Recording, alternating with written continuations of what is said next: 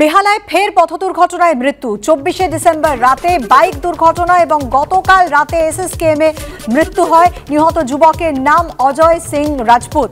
ঘাতক বাইক চালককে গ্রেফতারের দাবিতে পথ অবরোধ স্থানীয়দের। বেশ কিছুক্ষণের জন্য স্তব্ধ হয়ে যায় বেহালা চৌরাস্তা। যেই সময় দুর্ঘটনা হয় ঠিক সেই মুহূর্তের ছবি সিসি ক্যামেরায় ধরা পড়েছে।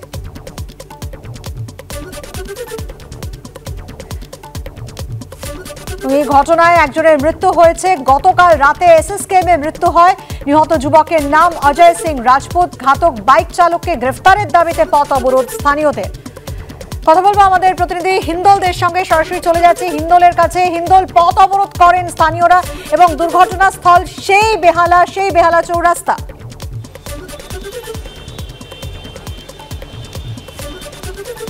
একেবারে দেখো, সেই বেহালায় কিন্তু দুর্ঘটনা ঘটলো।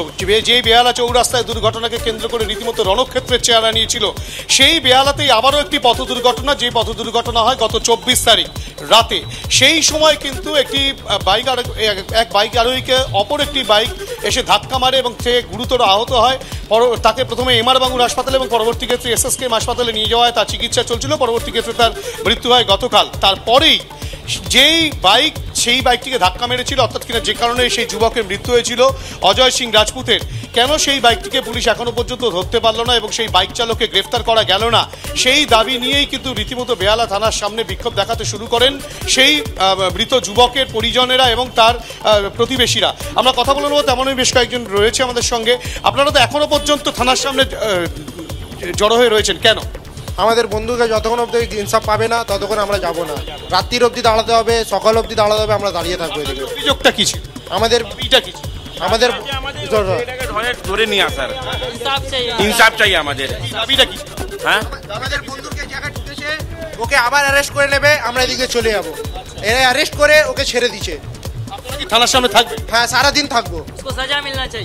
বুঝতেই পারছো যে এখনো পর্যন্ত কিন্তু সেই প্রতিবেশীরা এবং তার যে পরিচিত যারা রয়েছে তারা কিন্তু বেহালা থানার সামনে রয়েছে। ক্যামেরাপার্সন সঞ্জয় চট্টোপাধ্যায়কে বলবো দেখাতে যে একাধিক থানার পুলিশ কিন্তু তারা বেহালা থানাকে রীতিমতো গেট বন্ধ করে রাখা রয়েছে এবং তারা কিন্তু যাতে কোনো রকম বিশৃঙ্খলা না তৈরি হয় বিশাল সংখ্যক পুলিশ এখানে মোতায়েন করা হয়েছে। ইতিমধ্যেই যেটা পুলিশ সূত্রে জানা যাচ্ছে যে সেই অভিযুক্ত বাইক চালককে পুলিশ আটক করে নিয়ে এসেছে এবং সেই বাইক চালকই সে কিনা সেই বিষয়টা শনাক্ত করানোর জন্য কিন্তু এই পরিচিতদেরকে নিয়ে যাওয়া হচ্ছে, যে তারা কিন্তু শনাক্ত করবেন যার বিরুদ্ধে অভিযোগ করছিলেন সেই মৃত যুবকের পরিজনেরা এবং প্রতিবেশীরা, যারা রীতিমতো রাস্তা অবরোধ করেছিলেন। এখনো পর্যন্ত বেহালা থানার সামনে কিন্তু রীতিমতো একটা উত্তেজনা রয়েছে। সেই কারণে বিশাল সংখ্যক পুলিশ বেহালা থানার সামনে মোতায়েন রয়েছে। বেহালা থানার মূল যে ফটক সেটা কিন্তু বন্ধ রাখা হয়েছে, যাতে কোনো রকমভাবেই বিশৃঙ্খলা থানার ভিতরে না হয়। পুলিশের উচ্চপদস্থ কর্তারা তারাও পর্যন্ত রয়েছেন, গোটা পরিস্থিতির উপরে নজর রাখছেন।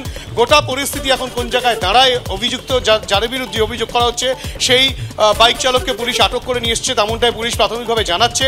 গোটা ঘটনার উপরে কিন্তু পুলিশ নজর রাখছে এবং এই ঘটনাকে কেন্দ্র করেই আবারও সেই বেহালায় পথ দুর্ঘটনায় মৃত্যুকে কেন্দ্র করে রীতিমতো উত্তেজনা ছড়ালো এবং এখনো পর্যন্ত বেহালা থানার সামনে সেই উত্তেজনা রয়েছে। বৃষ্টি, ধন্যবাদ হিন্দোল।